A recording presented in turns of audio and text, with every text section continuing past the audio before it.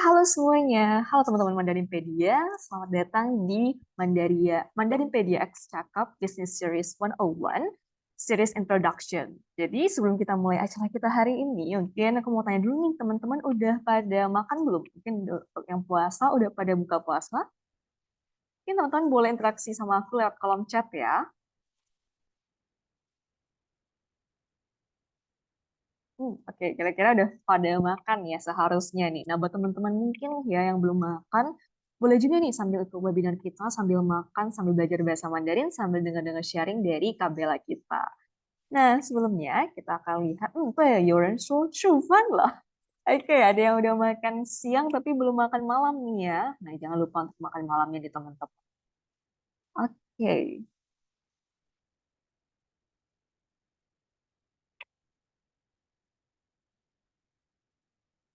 Nah, jadi hari ini kita bakal ada series Mandarin Business. Nah, di sesi di awal kita bakal denger-denger sharing dari Kak Kristabella yang working di multinational company yang base-nya itu ada di China. Nah, selanjutnya setelah sharing dengan Kak Bella, kita juga bakal belajar bahasa Mandarin Business untuk introduction. Nah, mungkin buat teman-teman yang baru join atau baru kenalan dengan Mandarinpedia, apa sih itu Mandarinpedia? Nah, jadi Mandarinpedia itu adalah salah satu platform untuk belajar bahasa Mandarin bareng melalui cara yang fun dan juga interaktif. Nah, Mandarinpedia sendiri sudah berdiri sejak tahun 2021, di mana waktu itu masih corona dan kita semua belajar via online. Nah, Mandarinpedia ini salah satunya melalui webinar gratis ini adalah salah satu project dari kami untuk berbagi dan juga belajar bahasa Mandarin bareng. Nah, mungkin buat teman-teman yang belum follow, boleh follow kita di @mandarin.pedia.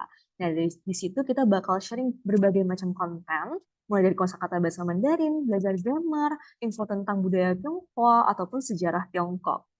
Oke, nah, by the way, di Mandarinpedia kita juga punya banyak event. Selain webinar hari ini, kita juga punya summer dan juga winter class. Mungkin buat teman-teman juga udah pernah join ya. Dulu sebelumnya ada yang pernah join summer class ataupun winter class di tahun lalu. Nah, di tahun ini kita juga bakal ngadain summer class lagi di bulan Juli. Jadi teman-teman bisa stay tune di sana, bisa stay tune di Instagram kita. Kita bakal share informasinya.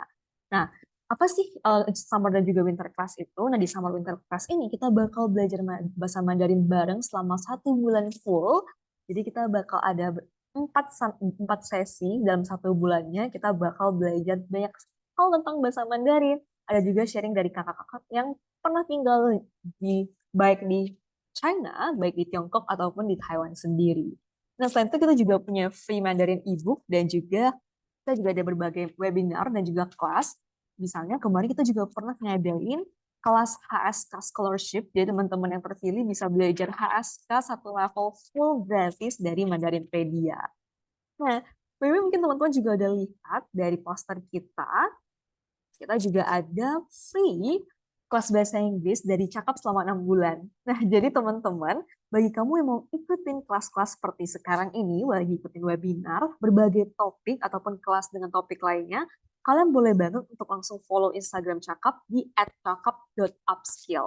Nanti aku bakal kirim username-nya di chat ya, @cakap.upskill. Dan buat kalian nih yang mau dapetin voucher Cakap English Club gratis selama 6 bulan. Nah, ini perlu di notes yaitu benar-benar gratis selama 6 bulan, bukan voucher diskon. Kalian, buat teman-teman yang udah join, sekarang lagi join di aplikasi Cakapnya, teman-teman boleh langsung klik in class banner di bawah di apps teman-teman. Nah, mungkin buat teman-teman yang joinnya itu dari Zoom, tenang aja. Nanti teman-teman bisa unduh aplikasi Cakap di Play Store ataupun di App Store. Kemudian teman-teman bisa registrasi akun.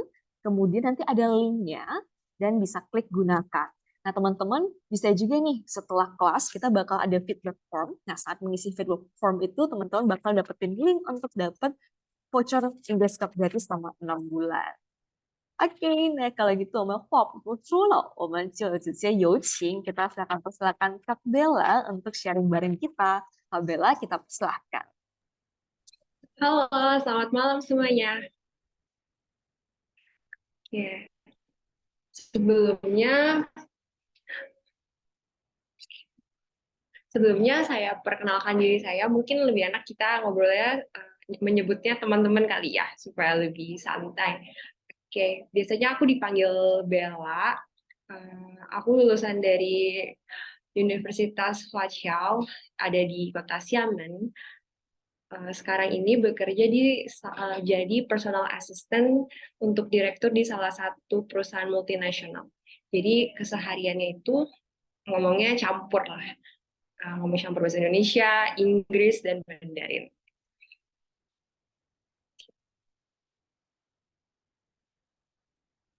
Oke, di sesi kali ini aku mau sharing tentang working culture-nya kalau bekerja di perusahaan China.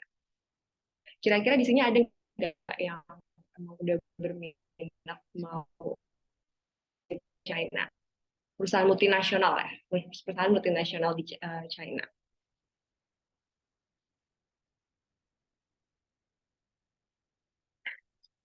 Oke, kalau gitu kita lanjut aja. Nah, ini sharing dari pengalaman aku ya. Yang pertama itu kita tuh harus disiplin dan tepat waktu. Ini tuh sebenarnya udah tertanam di aku dari semenjak waktu kuliah ya. Kan waktu itu karena COVID, jadi kuliahnya kita online juga dan ada perbedaan waktu ya, waktu di Jakarta dan waktu di China. Perbedaan waktu 1 jam. Dan waktu kelas pun bener-bener mulai kelasnya tuh tank ya. Maksudnya kalau kelasnya jam kita di Indonesia mungkin jatuhnya jam 7 pagi, ya itu jam 7 pagi tuh udah mulai tuh kelas ya, nggak ada kayak nunggu-nungguin dulu gitu, telat beberapa menit gitu. Dan pasti launchernya tuh langsung kayak, oke, kita langsung absen gitu. Dan ini tuh berguna banget ya, karena kalau misalkan kita disiplin dan tepat waktu untuk mengerjakan pekerjaan-pekerjaan itu juga jadi pasti terselesaikan gitu loh, nggak bakalan ketunda-tunda gitu. Nah, yang kedua, karena aku bekerja sebagai PA ya, itu emang membantu pekerjaan dari direkturah. Jadi ya secara tugas secara administrasi atau misalkan translator gitu. Nah, pasti tuh tugasnya tuh ya campur lah jenisnya dan di waktu saat yang bersamaan. Makanya di sini aku bilang perlunya skala prioritas nih, mana dulu yang harus kita selesaikan. Karena kan juga ngaruh ke deadline-nya. Dan yang pasti karena kita bekerja sebagai translator itu harus cepat tanggap. Maksudnya kalau lagi jadi translator itu aku biasanya 3 bahasa ya. Jadi kayak Indo, Inggris, Mandarin itu di waktu yang bersamaan biasanya. Jadi kalau uh, lagi sama teman kantor yang lain, kita lagi meeting bareng. Nah itu kan dia ngomong ke uh, bos aku itu biasanya kadang pakai langsung bahasa Inggris atau misalkan pakai Indonesia. Kalau pakai bahasa Indonesia kan aku bantu translatein. Nah, jadi pas kita dengarnya itu Indonesia, tapi pas kita ngomong itu harus Mandarin. Nah, itu salah satu yang aku baru pelajarin pas kerja. Karena kalau pas kuliah ya kita lagi kelas Mandarin ya full Mandarin gitu. Nggak ada kan campur-campur pakai Inggris sama Indonesia gitu gitu. Nah, terus yang ketiga nih kita pasti punya kesempatan untuk upgrade skill. Maksudnya gimana? Kayak misalkan di sini aku ngalamin pas kerja itu banyak hal yang emang belum kita pelajari pas kuliah ya. Karena secara kuliah kan teori. Nah, pas ada kerja, oh iya, secara job desk kita, oh kerjaan kita misalkan A, B, C, D. Tapi kan ada beberapa hal yang bersinggungan ya sama job desk kita. Misalkan kayak karena aku sekarang kerjanya di perusahaan multinasional, jadi PA kan pasti berhubungannya tuh nggak sama satu divisi ya, sama semua divisi gitu kan. Nah, misalkan salah satunya ke divisi finance lah, kan juga ada beberapa hal yang kayak aku baru pelajari yang pasti berhubungan dengan misalkan uh, membantu menginfokan oh ya misalkan kayak produk ini nih pakai pajaknya atau gimana ya atau misalkan produk gitu dengan tim dari salesnya ngomongin produk. Nah di produk ini aku juga harus ngerti dong produk ini tuh apa dan fungsinya gimana gitu plus minusnya gimana jadi ya jadi knowledge lagi dong buat akunya tuh.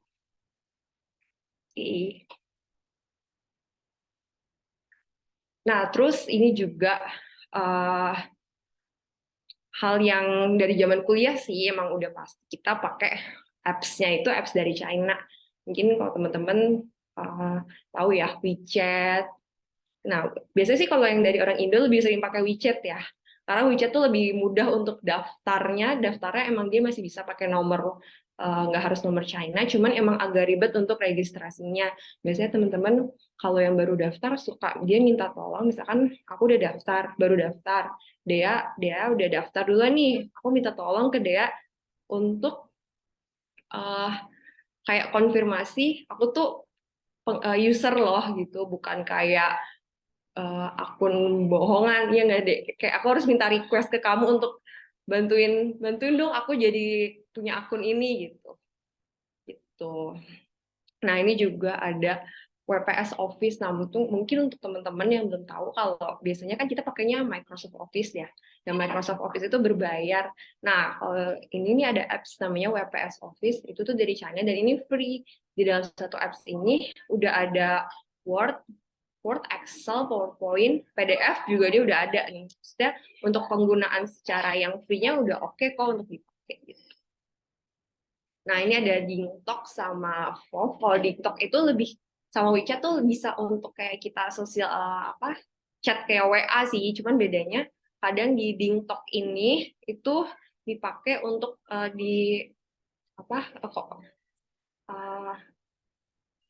chatting, maksudnya uh, sosial media di perusahaan. Jadi maksudnya karena ada beberapa aku dapet info dari teman aku, dia di kantor pakai DingTalk gitu loh buat untuk ngobrol sama timnya gitu. Mungkin kalau di Indonesia kadang pakai Teams ya, pakai Microsoft Teams gitu. Nah kalau di China tuh nggak pakai DingTalk ini, karena fitur dia juga ada yang fitur untuk pribadi dan fitur untuk bisnis. Nah kalau VoV Meeting ini itu sama kayak Zoom, dan kelebihannya itu dia tuh nggak ada limitnya. Jadi kalau pakai VoV Meeting nggak ada limitnya, dan penggunaannya juga sama persis sih sama Zoom dia. Oke. Nah ini yang tadi aku infoin kan di sebelumnya, kayak pas kalau untuk industri aku kan industri telekomunikasi ya. Nah jadi pas masuk itu udah harus menguasai kosakatanya yang berhubungan dengan telekomunikasi. Misalkan berhubungan dengan fiber optik kan. Nah, itu apa aja sih di dalam bahasa Mandarin? Karena untuk komunikasi kan supaya nanti nggak salah kosakata ya ininya. Jadi tergantung nanti pas kamu masuk industrinya apa. Misalkan ada beberapa temanku yang industrinya di kurir ya. Nah, itu kan mungkin ada istilah teknis ya. Istilah teknis ini kan kita nggak pelajarin pas kuliah, kita langsung belajar praktek pas lagi kerja gitu. Ini juga untuk kosakatanya cari aja yang maksudnya kosakata di bahasa Indonesianya yang orang-orang suka apa nih pakai ngomong gitu. Kita tinggal cari aja ke bahasa Mandarinnya apa sih kosakata yang sesuainya, dan kita boleh tanya ini kan ya kosakatanya di bahasa Mandarin ya gitu. Oke. Nah, ini mungkin pertanyaan yang sering ditanyain ya. Apakah bekerja di Chinese company wajib bisa bahasa Mandarin? Yang pertama, iya wajib kalau kamu kerjanya langsung directly sama orang Chinese. Karena nggak semua orang Chinese bisa bahasa Inggris ya. Nah, kebetulan bosku emang bisa bahasa Inggris, jadi kadang dia komunikasi suka pakai bahasa Inggris juga. Tapi kebanyakan kalau komunikasi sama aku langsung pakai bahasa Mandarin. Dan kalau kamu bisa bahasa Mandarin pasti lebih plus ya nilainya. Tuh. Nah, skill bahasanya, nah kita kan kalau belajar bahasa, di bahasa apapun pasti ada empat skill lah. Listening, writing, reading, sama speaking ya. Nah, kalau di pengalaman di kerja aku, yang maksudnya lebih dominan ya, semuanya itu penting, tapi yang lebih dominan itu pasti di speaking dan listening. Yang aku bilang, karena kan aku sebagai PA banyak di translate ya, jadi translator, lebih tepatnya interpreter ya, karena kita langsung ngomong kan ya. Nah, itu tuh harus uh, tahu pas ngomong itu artinya apa. Karena kita tahu sendiri ya bahasa Mandarin itu satu cara baca pinyin itu artinya berbeda dengan nada yang berbeda. Nah, makanya aku bilang butuh skill cepat tanggap. Maksudnya, oh ini tuh ngomongin ini loh gitu. Dan kalau misalkan kurang paham ya nggak apa-apa, kita tanya untuk sebagai konfirmasi statementnya benar nggak seperti ini gitu. Terus yang kedua itu listening sama speaking ya. Nah, kalau reading sama writing, dari pengalaman aku dari zaman kuliah online juga kan udah kebanyakan digital ya. Kita sekarang udah jarang banget tulis tangan. Pasti kebanyakan langsung pakai ketik gitu ya, ketik chat di handphone atau di notebook gitu. Tapi ya semuanya harus tetap bersinggungan, karena kalau misalkan kita dapet reading juga butuh kan, karena kan kita nambahin kosakata itu dari mana? Dari caranya dengan membaca gitu kan, supaya kita tahu oh kosakata ini tuh ini artinya gitu. Jadi semuanya bersinggungan sih. Jadi kalau melatih belajar Mandarin harus empat-empatnya dilatih di waktu yang bersamaan gitu. Jadi jangan sampai oh ini ya lebih misalkan satu skillnya lebih dominan gitu. Nah kita bisain sebisa mungkin empat-empatnya, karena nanti pas uh, karena kita nggak tahu misalkan tiba-tiba skill kita yang misalkan yang reading nih tiba-tiba harus dipakai gitu. Kayak gitu sih. Oke, next.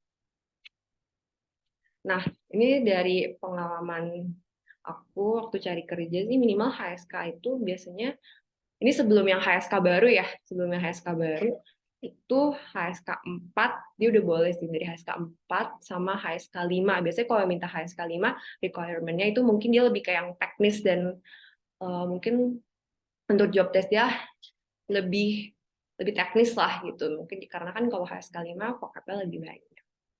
Tuh. Dan belajar HSK itu sama sih menurutku kayak belajar TOEFL, kayak ya ada kosakatanya. Cuman kan kayak itu tergantung dari kita sering baca buku-buku lainnya enggak gitu. Karena terutama di HSK 5 ya, kalau ini aku ngomongin HSK yang lama. Kalau HSK 5 itu benar-benar isinya itu oh ya kita belajar vocab, baca vocab. Cuman untuk pas ujian kan soalnya itu dia benar-benar pembahasannya itu bisa random ya, bisa soal tentang bahasa kesehatan, bahasa medis. Nah, kalau bahasa medis ini kan di vocabulary-nya nggak ada gitu. Jadi kayak banyak harus baca sih emang kalau udah mau persiapan tes HSK, nggak bisa ngandelin buku doang. Tuh. Terus juga cara melatihnya, kalau aku pribadi cara latih listening biasanya dengerin radio China aja, kan ada tuh. Aku biasanya dengerinnya Ting Ting FM sih. Dengerin aja gitu sambil dengerin sambil misalkan mengerjakan hal lain. Jadi kan telinga kita juga latihan untuk lebih peka gitu loh. Itu. Oke, next. Nah, poin-poin waktu wawancara ya. Yang pasti yang pertama itu 自我介绍 atau introduce yourself itu paling penting. Dan yang kedua itu pasti ngomongin kelebihan dan kekurangan. Sebenarnya wawancara kalau untuk yang jadi translator, wawancara itu adalah ajang untuk kamu menunjukkan seberapa bisa kamu ngomong bahasa Mandarin atau seberapa pedenya kamu ngomong pakai bahasa Mandarin gitu. Apalagi kan udah pertama wawancara itu pasti kita deg-degan ya. Nah, kadang tuh itu kita harus kontrol supaya jangan sampai pas wawancara Mandarin kita tuh jadi berantakan gitu. Padahal kan kita udah persiapin baik-baik gitu. Oke, jadi kalau dari pengalaman aku, kalau wawancara tuh lebih menekankan melihat si skill Mandarin kamu tuh gimana gitu. Dengan mungkin pertanyaan-pertanyaannya ada kayak, ya pasti persiapin kayak kelebihan dan kekurangan, cara menanggulanginya, dan sebagainya. Oke.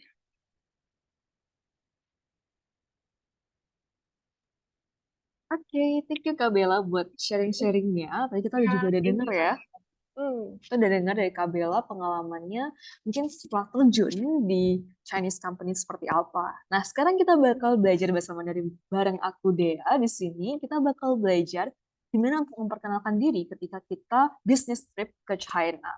Oke, let's get started. Tapi sebelumnya mungkin yang ngomongin soal Mandarin business, bahasa Mandarin business itu terkadang walaupun kita bisa bahasa Mandarin dengan kayak sehari-hari, itu cukup berbeda dengan bahasa Mandarin business. Karena kalau misalnya bahasa Indonesia ketika kita kayak mungkin dalam untuk ini ya, untuk dalam bisnis itu masih seperti bahasa Indonesia formal aja nih. Yang penting kita pakai formal, udah bahasa baku, udah. Sedangkan kalau dalam bahasa Mandarin itu punya beberapa kosakata khusus pengganti. Misalnya nih, kalau kita suka pakai kata wo ya untuk nyebutin saya, kita tuh kamu atau dia tuh ada kosakata khusus juga untuk di bahasa Mandarin bisnisnya. Contohnya tadi nih, kita kan sering bilang ya wo itu saya. Aku yakin pasti banyak banget teman-teman yang udah tahu kalau misalnya wo itu saya, wo ini, wo itu saya.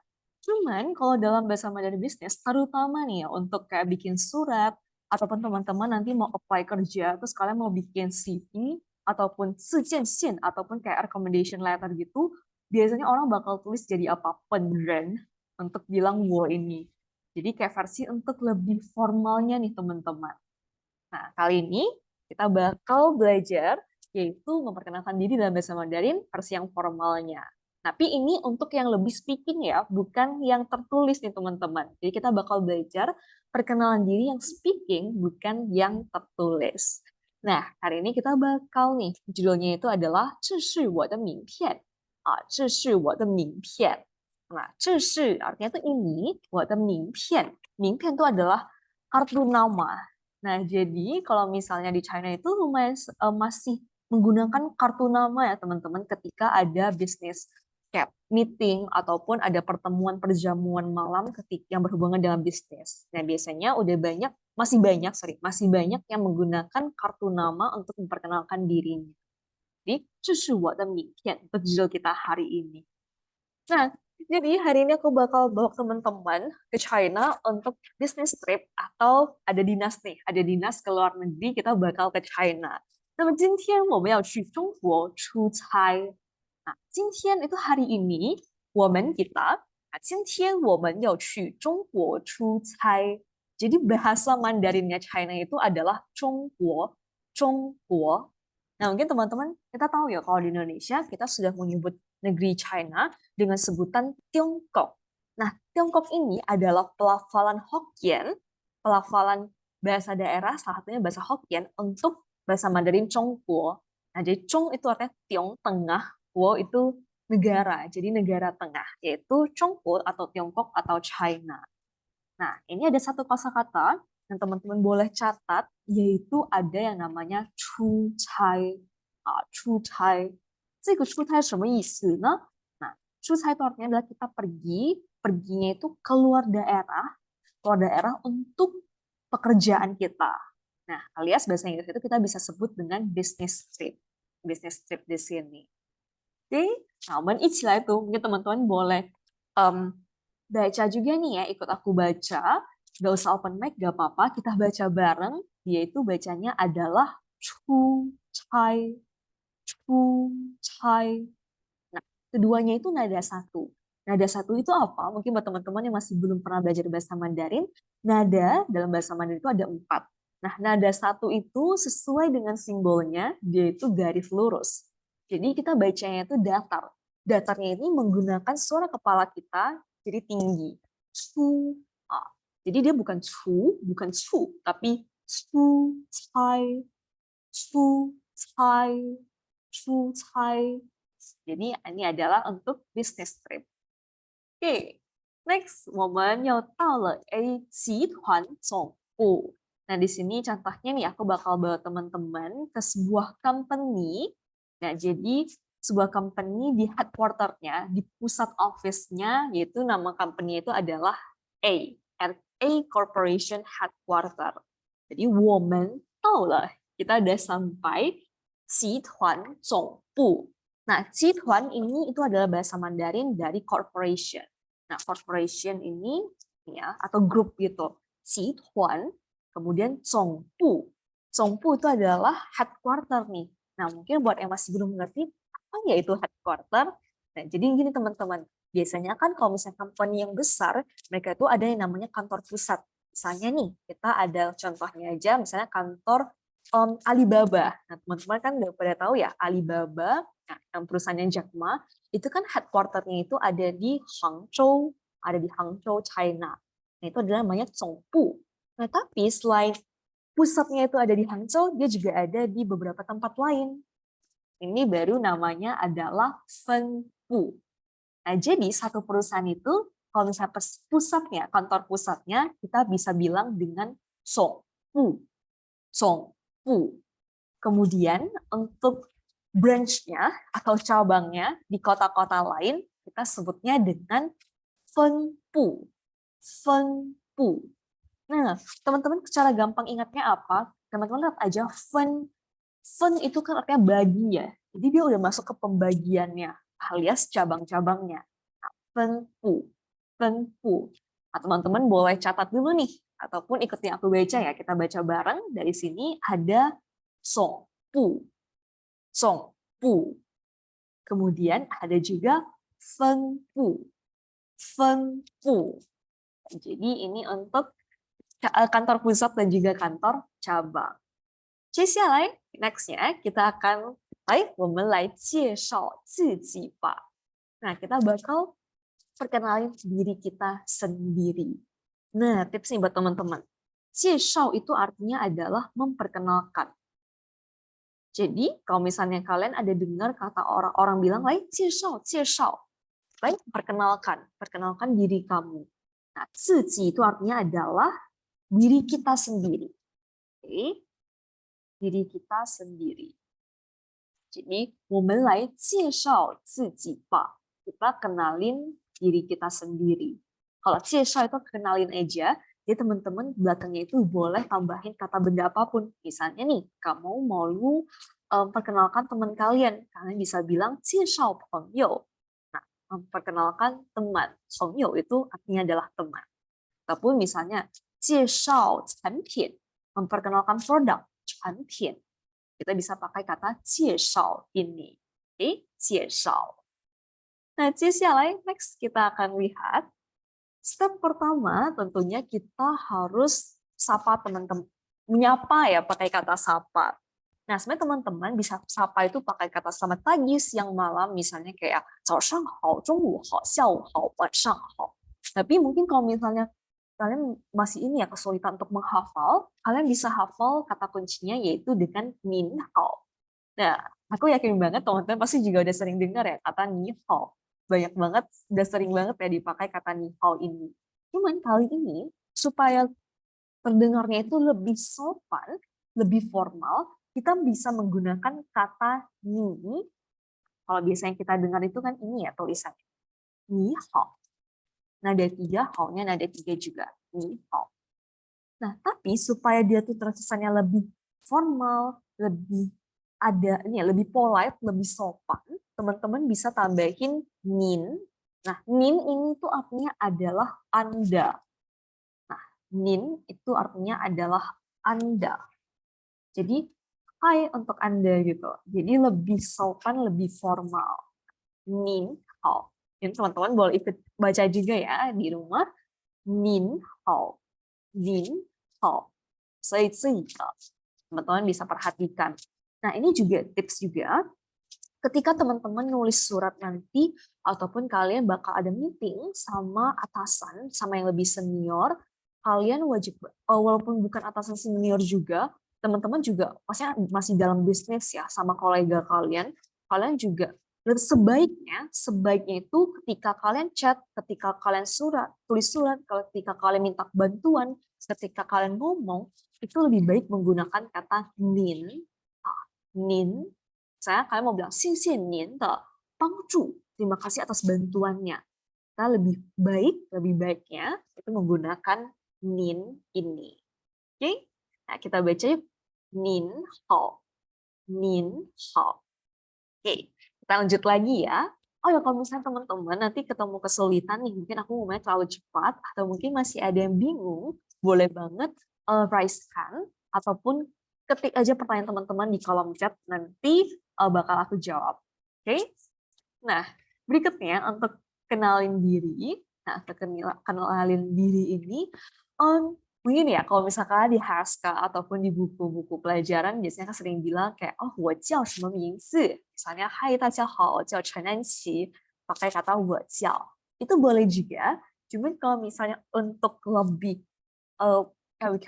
kita bisa bilang itu sebagai kayak lebih formal, lebih enak untuk dilihat, kita bisa pakai kata 我是 aja. Saya adalah. Misalnya nih, 我是陈安琪, 我是 Christabella, 我是 dan lain-lainnya. Jadi, 我 itu artinya adalah saya, 是 itu artinya adalah. Saya adalah siapa? Saya adalah siapa? 是谁？我是 Andi. 我是 siapa? Pakai ini. Oke, jadi teman-teman tinggal tambahin nama kalian aja ya. Teman-teman boleh catat dulu nih. Jadi ini pakai 我是谁? Ini nama kalian. Oke, berikutnya kita akan lihat lagi. Nah, di sini nih, biasanya kalau kita business trip kan berarti kita merepresentasikan, kita mewakili perusahaan kita untuk datang ke sebuah negara. Kalian bisa perkenalkan diri kalian juga pakai 我是 tadi. Kalau tadi kan 我是 bisa untuk saya adalah nama kalian, bisa juga untuk mau bilang nih, saya adalah siapa di sini. Kita bisa bilang, contohnya nih ya, nah ini ada kosong, ada garis, teman-teman itu bisa isi dengan nama company kalian. Misalnya nih, kalian kerjanya itu di company, misalnya ya Indah Jaya gitu ya. Contohnya Indah Jaya. Nah, kongsi itu artinya adalah company atau perusahaan. Nah, jadi kalian bisa bilang, 我是 Indah Jaya 公司的代表人代表人. Nah, 代表 itu artinya adalah mewakili. Dan itu adalah sebuah kata kerja, mewakili. Sedangkan ren ini buat teman-teman yang baru belajar juga, ren ini mirip banget ya, kayak orang lagi berdiri. Jadi ren itu artinya adalah orang. Ren, jadi taipiao ren itu artinya adalah perwakilan, orang yang mewakili perusahaan ini. Jadi kalian bisa bilang, 我好, misalnya kayak gini ya, 您好，我是陈安琪，我是印度家公司的代表人。代表人 perwakilan, orang yang mewakili. 公司. Nah, ini juga wajib banget ya teman-teman hafal 公司. 公司itu artinya adalah company. Nah, mungkin nih supaya teman-teman lebih ada insight lebih ada kesan ya gimana hafalinnya. Nah, mungkin teman-teman kalian kan kita beli snack, kita beli barang, kan terkadang ada yang dari productionnya tuh ada yang made in China. Teman-teman boleh tuh lihat, biasanya kan di bawah itu ada produksi oleh PT apa. Terkadang kan dia dalam bahasa Mandarinnya ya, ada aksara Mandarinnya. Kalian pasti bakal ketemu kata kongsi ini. Itu artinya adalah company atau perusahaan.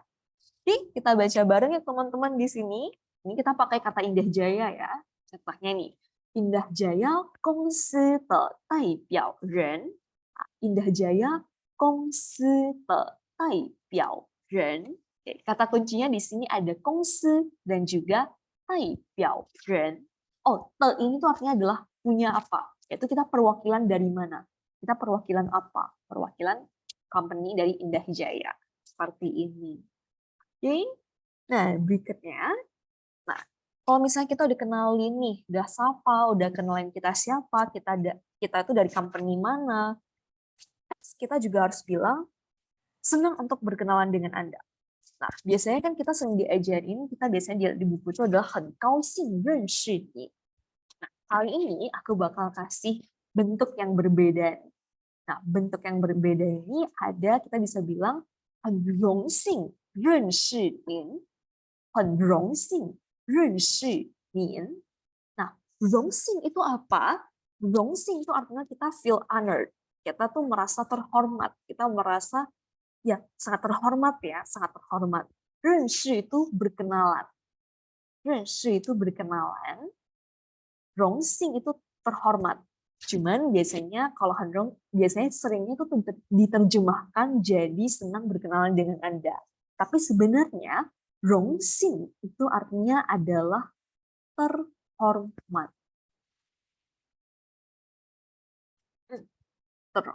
Terhormat ini. Nah, 认识您 berkenalan dengan Anda. Nah, mungkin contoh kalimatnya untuk terhormat ini teman-teman juga bisa bilang kayak, oh, 很荣幸能够来到贵公司. Sangat terhormat nih bisa datang ke perusahaan Anda.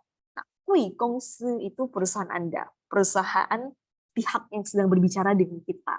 Nah, ini 荣幸. Nah, kita baca bareng ya teman-teman di sini. 很荣幸认识您，很荣幸认识您。Sekali lagi, 很荣幸认识您。Oke, ini ya, 很荣幸认识您。Oke, next kita bakal lihat. Nah, sekarang kita kenalin ya, kayak, oh seneng nih berkenalan dengan Anda. Kita juga bisa bilang, berikutnya kita bakal kasih name card kita. Kita bisa bilang, 这是我的名片. Ini adalah. Nah, kalau teman-teman masih ingat ya, 是 itu kan adalah ya. Tadi, saya adalah 我是. Nah, kali ini adalah 这是. Jadi, 这 itu ini, adalah itu 是. 我的名片，我的名片，名片 kartu nama. 我的 itu menunjukkan kepunyaan. Jadi ini adalah apa ya, kartu nama saya. Oke, di sini aku ada lihat chat dari Realme C25Y. Kalau ini itu artinya apakah? Nah, ini aku ketikin di kolom chat ya biar teman-teman lain juga bisa kelihatan lebih jelas. Nah, ini bacanya itu ini. Ini itu apa? Ini itu artinya adalah seorang. Yes. Gimana nih Lause? Bukannya kalau dulu nih pernah belajarnya itu kayak ikeren ataupun iwei. Nah, teman-teman, Ming itu kan artinya nama ya. Nah, kita juga bisa bilang pakai ini itu sebagai menunjukkan seorang. Misalnya ya, misal contoh kalimatnya, 他是一名老师. 他是一名老师. Dia adalah seorang guru. Apa bedanya dengan ike? Yang teman-teman udah sering banget ya dengan ini. Ike. Ike itu artinya adalah, ini kata bantu bilangan untuk banyak hal, itu artinya adalah sebuah. Tapi dia bisa untuk orang juga, bisa untuk benda, untuk apapun itu, yang lebih umum. Nah, apa sih bedanya dengan kita bilang, 他是一个老师 dengan 他是一名老师? Simpelnya gini, kalau kita bilang 他是一个老师, itu juga artinya adalah dia seorang guru. Cuman ini lebih terkesan biasa aja. Tapi dengan kita menggunakan 一名老师, ini lebih menghormati nih. Karena kan pekerjaan guru bisa dikatakan sebuah profesi, sebuah pekerjaan yang mulia. Nah, kita bisa pakai kata ini lebih sopan terdengarnya. Nah, kita menghormati profesinya. Dia adalah seorang guru. Oke. Ada yang bilang kalau misalnya versi Taiwan ini itu iwei. Tidak juga ya. Di China, maksudnya belajar bahasa standar Mandarin di China Mainland, itu juga pakai kata iwei kok. Kita bisa bilang, 我们的班有12位学生. Nah, kelas kita punya 12 murid. Kita juga bisa pakai iwei. Iming sama iwei itu dua-duanya boleh. Versi lebih sopan, versi lebih menghormati daripada ike untuk menyebutkan orang. Seperti itu teman-teman. Nah, buat Realme mungkin kalau misalnya ada pertanyaan lagi boleh di chat ya, ataupun teman-teman lain juga boleh chat lagi. Oke? Nah, di sini kita back to the topik kita. Di sini ada 这是我的名片. Ini adalah kartu nama saya. Oke? Kita baca bareng yuk. 这是我的名片. 这是我的名片. Nah, kita lebih lambat lagi ya. 这是我的名片. 这是我的名片. Ini adalah kartu nama saya. Oke, nah next-nya kita coba lihat yuk di sini kan ada kartu nama. Kalau misalnya versi bahasa Mandarinnya gimana? Nah, di sini teman-teman bisa lihat. Di sini aku udah kasih. Nah, Taiyongming adalah namanya, nama yang digunakan. Mungkin teman-teman kalau lagi untuk kayak hubungan bisnis, teman-teman tuh punya namesake sendiri ya, kayak artis-artis nih. Kayak kalian punya nama asli, kalian juga punya nama untuk panggungnya. Nah, kalian juga bisa masukin namanya tuh di sini. Oke. Kemudian ada jabatannya, dia itu adalah shi chang bu. Berarti dia tuh bagian marketing. Shi chang bu. Kalau teman-teman ingat tadi kita ada belajar headquarter sama cabang, itu kan pada belakang itu ada pu ya, song pu, fen pu. Yes, pu itu bisa diartikan sebagai departemennya, divisi atau bagian. Ini kan bagian nih, bagian marketing. 市场部. Kemudian di sini ada nama perusahaannya. Nah, teman-teman kalau misalnya masih ingat, ini tuh adalah kongsi perusahaan. Lalu mungkin kayak Laoshi, ini apa ya? Youxian. Ini juga satu informasi tambahan teman-teman. Ini tuh Youxian Kongsi. Kongsi. Ini adalah salah satu jenis perusahaan. Youxian Kongsi. Youxian itu artinya adalah limited, batas. Jadi perusahaan terbatas. Ini teman-teman pernah dengar kayak TBK ya, perusahaan terbatas gitu. Nah, itu adalah salah satu jenis perusahaan. Jadi, 它是有限公司的. Nah, 接下来呢还有电话, terus ada 邮箱, ada 网址, 电址, itu harus 地址 alamat. Jadi 电话 itu nomor handphone, kemudian 邮箱 itu email, oke, kemudian ada 网址. Wang itu kan artinya adalah internet, jadi alamat internet alias website. Kemudian ada 地址, alias si alamat rumah, alamat company-nya juga bisa di sini. Oke, ini adalah contoh dari si apa tuh namanya? 名片 ya, dari si name card, business card kita. Oke. Nah, 接下来呢 kita bakal wrap up semuanya. Kita bakal coba untuk perkenalkan diri kita dari bagian-bagian yang udah kita pelajari tadi nih. Di sini kita mulai dari 您好 我是 bla bla bla A 公司的代表人，很荣幸认识您，这是我的名片. Nah, di sini aku coba contohin ya, kenalin diri aku. Ya, 您好，我是陈安琪 Diana， Indah Jaya 公司的代表人，很荣幸认识您，这是我的名片. Oke, nah aku juga bakal tantang teman-teman nih buat perkenalkan diri teman-teman pakai bahasa Mandarin, pakai form yang udah aku share di screen ini. Aku kasih teman-teman 1 menit untuk persiapkan diri teman-teman. Nah, teman-teman yang udah ready boleh raise hand ataupun chat ataupun langsung aja open mic. Oke, aku bakal kasih kesempatan buat beberapa teman-teman. Nanti kalau misalnya pelafalan yang kurang tepat, aku bakal bantuin teman-teman. Oke? Baik, kasih waktu 1 menit dulu ya.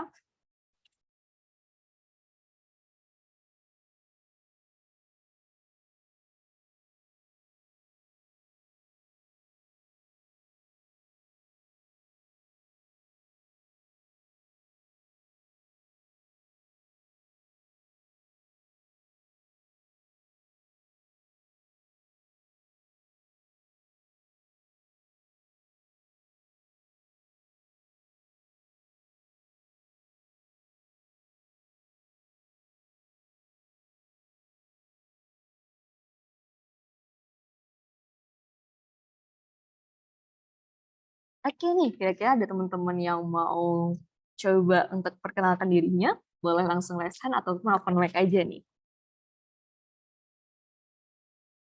Kalau misalnya nggak ada, nanti aku bakal pilih ya.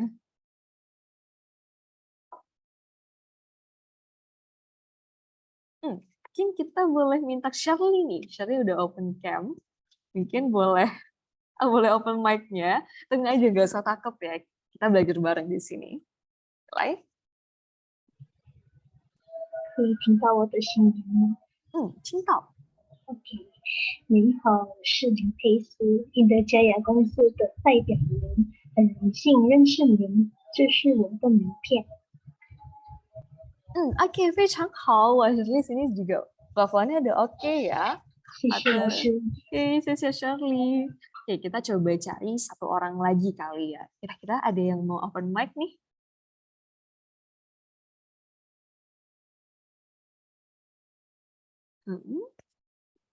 Mungkin kita coba yang ke random ya. Coba kalau Realme nih yang tadi udah kasih pertanyaan, mungkin Realme boleh open mic-nya.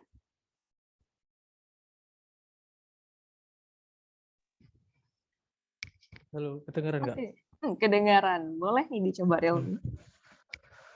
您好，我是 Abid Fathu Rizky，我是印德家亚公司的代表人，很荣幸认识您。 Paling terakhir di sini. 哦，这是我的名片。Oke, Haute, 不错 juga ya. Di sini juga kedua teman kita, Syafri dan juga Rizky, tadi dari Realme juga 不错 ya, Haute.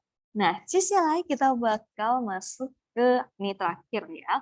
Nah, teman-teman, kalau misalnya teman-teman dalam kayak business meeting, kita teman-teman pernah dengar yang namanya tuh Cio-yang. Nah, waktu kita kenal sama orang, kita juga bisa bilang Cio-yang, Cio-yang, di doublein, jadi 2 kali, Cio-yang. Nah, sebenarnya Cio itu artinya apa sih? Cio itu artinya adalah kayak kalian nih, kita dalam perusahaan nih misalnya, kita udah tahu kita bakal ke perusahaan A. Nah, kita udah dengar-dengar nih, misalnya ya, aku udah dengar kalau misalnya Kak Bella itu adalah marketing direkturnya, terus dia juga udah pengalaman kerja berapa tahun, dan aku tuh udah mendengarkan info-info itu dan juga udah kayak, wah pengen deh ketemu sama Kak Bella. Nah, akhirnya ketika aku bertemu, kayak, oh Cio-yang, kayak kita tuh udah lama banget dengerin tentang kamu dan akhirnya kita bisa bertemu seperti itu. Nah, tapi kalau diterjemahkan kan jadinya kayak, ya senang bertemu dengan Anda juga sih ya. Kalau misalnya diterjemahkan, biasanya orang-orang bakal bilang kayak, senang bertemu dengan Anda, nice to meet you. Tapi sebenarnya Cio-yang tuh punya arti lain, kayak, wah kita udah lama nih dengar tentang orang ini, kemudian akhirnya kita bisa bertemu di sini. Jadi kita bisa bilang Cio-yang. Ini biasanya digunakan dalam pertemuan bisnis ya, yang lebih formal. Dan juga ini biasanya hanya digunakan saat pertama kali bertemu. Karena tentu dong kayak tadi ya, kita udah pengen banget ketemu sama Kak Bella, karena kita udah sering dengar tentang Kak Bella, akhirnya kita pertama kali bertemu, kita bisa bilang Cio-yang, Cio-yang. Balasnya kita juga bisa, kalau misalnya nih ada orang bilang ke kita Cio-yang, kita juga bisa balas pakai Cio-yang ini. Cio-yang, Cio-yang. Oke, nah karena waktu kita langsung aja masuk ke Q&A session-nya di sini. Nah, sini aku udah lihat pertanyaan dari Shirley, kira-kira apa bedanya Youxian Gongsi sama Jituan? Sebenarnya Youxian Gongsi sama Jituan itu adalah dari jenis perusahaannya itu berbeda. Sama mungkin kalau misalnya teman-teman mungkin pernah belajar IPS ekonomi dulu kan ada namanya perusahaan terbuka, perusahaan terbatas gitu-gitu ya. Yang membedakan itu kan kayak dari si kepemilikan company, kepemilikan perusahaan itu. Terus juga bedanya mungkin kayak penggunaan kayak sahamnya gitu ya. Apakah sahamnya itu yang bisa dibeli umum atau enggak. Nah, jadi kok Youxian Gongsi itu yang aja dia itu perusahaan limited, perusahaan terbatas, sedangkan Jituan itu adalah corporation, itu kayak lebih grup gitu. Sebutannya itu kalau bahasa Inggrisnya biasanya kita pakai kata group ataupun corporation. Cuman kalau dalam bahasa Indonesia lebih sering ke pakainya itu keduanya langsung sama-sama perusahaan gitu. Oke, nah mungkin nih teman-teman yang lain masih ada pertanyaan lagi? Boleh banget ya, langsung open mic aja, ataupun boleh chat juga nih, kalau misalnya Fangpian enggak bisa open mic, bisa juga dari via chat juga. Oh ya, mungkin aku izin menambahkan kali ya dari dengan tadi aku sharing. Nah, buat teman-teman yang kayak aku sama Dea, kan kita jurusannya kan bahasa Mandarin ya. Kita lebih main sama word ya nggak, Dek? Benar. Ini juga skill yang kalau nanti ke dunia kerja itu perlu ya, pasti itu kayak Microsoft Excel lah ya. Nggak harus Microsoft karena kan bisa pakai WPS. Cuman Excel itu berguna banget karena pasti kayak tiba-tiba kita diminta untuk minta summary dari data, itu kan nggak mungkin kita cari satu-satu gitu. Kita bisa pakai rumus-rumusnya gitu. Dan sekarang juga banyak yang di YouTube kok yang tutorial rumus-rumus kayak misalkan 15 rumus yang gitu untuk misalkan tes kerja atau misalkan yang pakai. Boleh banget dipelajarin karena itu berguna banget sih. Bener banget nih Kak Bella. Nah, di sini kita ada satu pertanyaan dari Kak Adi. Kalau misalnya bisa accepted di perusahaan Chinese itu minimal berapa, haska berapa? Mungkin di sini aku bantu jawab dulu, nanti Kak Bella boleh tambahin juga. Oke, boleh. Kalau misalnya dari aku tahu, itu sebenarnya tergantung dari company-nya dan juga dari bidang apa yang Kak Adi itu apply. Misalnya nih, kakak tuh sekarang banyak banget ya kayak lowongan kerja itu jadi translator buat kayak di lapangan kerja. Misalnya kayak jadi mandor gitu, jadi supervisor di kayak proyek. Nah, banyak beberapa teman aku itu juga ada yang pergi ke sana, biasanya kayak ke Sulawesi gitu ya, ke proyek ke lapangan itu, mereka bahkan nggak perlu sertifikat HSK. Yang penting ketika tes itu kita oral, kayak secara speaking itu udah oke. Dia nggak bakal tes kayak oh kamu itu harus minimal kayak harus nilainya berapa gitu, enggak. Tapi ketika wawancara itu kita bisa ngomong bahasa Mandarin dengan baik, kita bisa paham apa yang mereka bilang, nah itu udah oke. Cuman kalau misalnya nih, kayak kita pengennya itu jadi kayak guru. Nah, itu biasanya kan ada minimal HSK-nya, HSK 5 atau HSK 6. Lalu kalau misalnya kita mau jadinya itu kayak translator buat dokumen ataupun translator untuk kayak drama gitu, novel itu juga biasanya ada HSK-nya. Tapi biasanya itu minimal HSK 4 atau HSK 5. Karena kalau misalnya HSK 4 ke bawah, itu kosakatanya masih minim banget gitu. Mungkin dari Kak Bella bisa? Oh, mungkin yang bantu jawab pertanyaan kedua ya. Biasanya cara kerja di tech company Chinese. Nah, balik lagi tuh sama yang tadi kayak dia bilang, kalau untuk kerja di perusahaan multinasional Chinese gitu, yang penting bisa ngomong bahasa Mandarin dulu. Nah, untuk teknisnya itu bisa kita pelajarin. Dan sekarang tuh yang lagi booming, mungkin kalau teman-teman tahu banyak loker itu di bagian mining ya. Mining tuh lagi besar banget untuk hiringnya yang bagian untuk di daerah ya deh ya, Benar. miningnya. Yang penting kita bisa komunikasi sih dengan biasanya kan langsung wawancara dengan bosnya tuh pas kalau udah di tahap final. Nah, kita tuh bisa komunikasi lancar dengan bosnya dan bosnya itu oh oke gitu sama kita. Bener banget nih.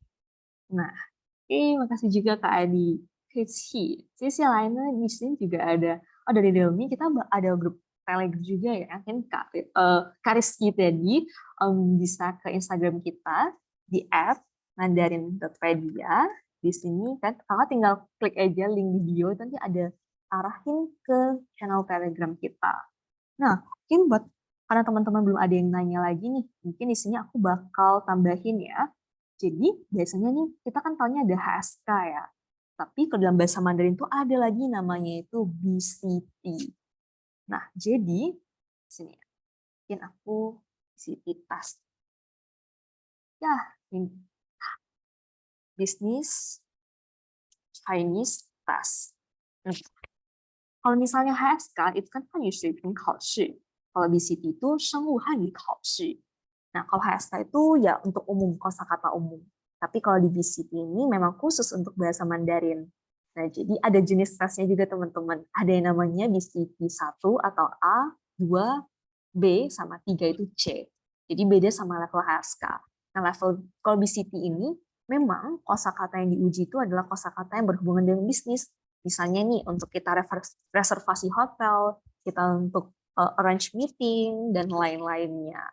Nah, teman-teman juga bisa banget nih kan kalau misalnya pengennya itu adalah fokusnya pengennya belajar Chinese business aja. Teman-teman bisa cari buku BCT ini kan tinggal cari aja Business Chinese Book atau Business Chinese Stuff di sini. Kemudian itu banyak banget kosakata yang berhubungan nih teman-teman. Jadi jadi selain ada HSK kita juga ada BCT untuk tesnya. Cuman kalau BCT sendiri itu jarang banget ya ada yang tesnya, lebih sering ke HSK. Iya, karena BCT itu dia lebih spesifik ya. Kalau HSK kan ujiannya general ya pembahasannya. Benar. Dan kadang juga company mereka enggak di persyaratan BCT, tapi persyaratannya itu HSK. Kira-kira ada pertanyaan lagi nih teman-teman?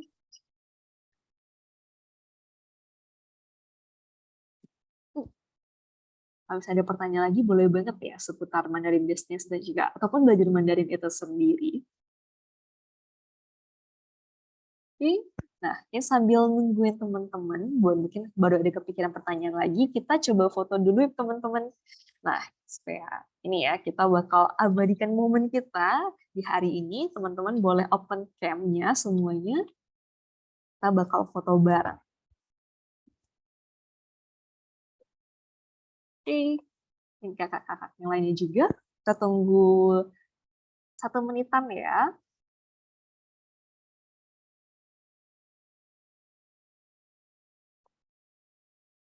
Oke, kita masih tunggu kakak-kakak yang lain lagi.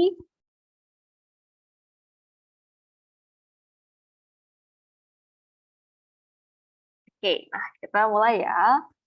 1、2、3. Oke, sekali lagi. 1, 2, 3. Oke, thank you semuanya. Nah, kebetulan ya baru banget kita bilang ada pertanyaan, ini dari Kak Rilmi.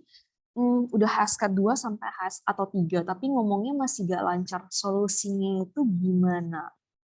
Solusinya sih kalau dari aku dulu, kalau dari aku itu adalah, ini juga mungkin kasusnya sama kayak aku dulu ya. Kayak aku di sekolah kayak belajar bertahun-tahun bahasa Mandarin, tapi sama sekali nggak bisa ngomong. Karena tiap hari itu disuruh ngapain, cuma catat aja kosakatanya nggak pernah dipakai. Caranya kalau misalnya dari aku sendiri itu adalah, satu itu dari, biasanya tuh aku dari nonton. Nah, nonton drama ataupun nonton show, pokoknya nonton yang berhubungan dengan bahasa Mandarin, kemudian kita move atau kita tiru. Jadi dari situ speaking kita bakal lama-kelamaan, pelafalan kita itu bakal lebih terdengar lebih baik ya, baik secara nadanya. Terus dari susunan bahasanya, ya susunan grammarnya itu kita bakal kayak, oh kalimat itu seperti ini ternyata. Karena kita rasa lebih nyaman waktu ngomongnya. Nah, selain itu adalah cari temen yang bisa bahasa Mandarin. Nah, mungkin ini cukup susah ya kalau misalnya dulu juga di lingkungan aku nggak ada yang bisa bahasa Mandarin. Caranya gimana? Kayak sekarang kita kan udah bisa dari Instagram, bisa dari kayak teman-teman dari yang dari Twitter juga. Nah, kita bisa cari teman-teman yang bisa bahasa Mandarin, terus kita ngobrol pakai bahasa Mandarin. Ataupun tipsnya adalah ngomong sama diri sendiri. Jadi, baik itu bahasa apapun, bukan cuma bahasa Mandarin, kalau misalnya teman-teman udah belajar bahasanya, terus kayak kalian ngomongnya sama diri sendiri. Misalnya nih, kita mau makan siang, terus mikirnya kayak dalam hati, oh, well, true, fine. Nah, secara kita ngomong sama diri sendiri aja, tapi itu lebih melatih kita untuk gimana untuk ngomong dan benar-benar, karena sebenarnya intinya gini, supaya bisa ngomong itu adalah jangan berpikir aja atau jangan dalam hati, benar-benar kita ngomong keluar seperti itu. Mungkin kalau dari Kak Bella, Iya sih sama. Itu sama sih. Dulu juga aku sekolah ya cuma belajar-belajar doang kayak ujian gitu kan, ngafalin. Tapi lebih untuk praktisnya lebih pas kuliah ya kita. Kalau dari aku sih, aku biasanya dulu kalau ngerjain tugas tuh sambil dengerin lagu bahasa Mandarin kah, atau dengerin radionya. Walaupun nggak ngerti, tapi yang penting telinga kita tuh belajar untuk peka mendengarkan kosakatanya gitu. Karena kan kosakatanya itu bener-bener katanya sama, nadanya sama, artinya beda. Dan kalau kita salah ngomong, kepleset, itu artinya bisa salah dan kita menghindari hal yang kayak gitu. Apalagi kalau misalkan kita lagi ngomongnya secara formal gitu. Dan sisanya ya benar juga, aku juga suka ngomong sendiri. Maksudnya kayak lagi latih, kadang kan dulu kalau ujian kan 4 skill itu kan ujiannya. Nah pas latihan speaking itu ya persiapan Junpei-nya tuh kayak ngomong aja. Misalkan kadang kan suka tes baca ya biasanya. Nah itu baca berulang kali gitu. Atau misalkan ini juga sih Lang tuh ya yang kayak dia bilang tadi kan harus ngomong, jadi membaca dengan berbicara itu sih. Dan mungkin walaupun misalkan kayak aku dulu kasusnya juga kekurangan environment untuk Mandarinnya. Nah, kita yang harus menciptakan environment itu sendiri gimana? Dengan emang pasti harus lebih ekstra ya. Karena kan kita statusnya ada di Indonesia gitu. Tapi bisa kok pasti. benar-benar Pasti nih, aku pelan-pelan pasti bisa kalau belajar bahasa Mandarin. Cuman emang harus rajin kalau belajar bahasa Mandarin. benar nih ngomong soal environment, ini juga salah satu alasan kenapa kita bikin Mandarinpedia. Jadi juga sebagai wadah kita untuk belajar bahasa Mandarin bareng. Jadi teman-teman juga, next kita juga bisa belajar bareng di Summer Class nanti ya. Udah tinggal berapa bulan lagi nih ya Bella, kita bakal ngadain event Summer Class. Jadi mungkin buat teman-teman yang hari ini hadir di acara kita, juga bisa ikutan nanti di kelasnya bulan Juli nanti. Oke.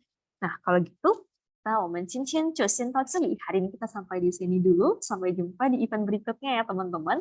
Nah, teman-teman juga jangan lupa untuk isi feedback form yang udah aku kirim di kolom chat kita. Nah, teman-teman bisa isi feedbacknya. Kemudian di belakangnya itu bakal ada cara gimana untuk redeem voucher, untuk dapatin voucher kelas belajar dari Cakap untuk 6 bulan. Oke, thank you teman-teman semuanya. Bye-bye, sampai jumpa di event berikutnya. Oke, 谢谢大家，拜拜。Bye.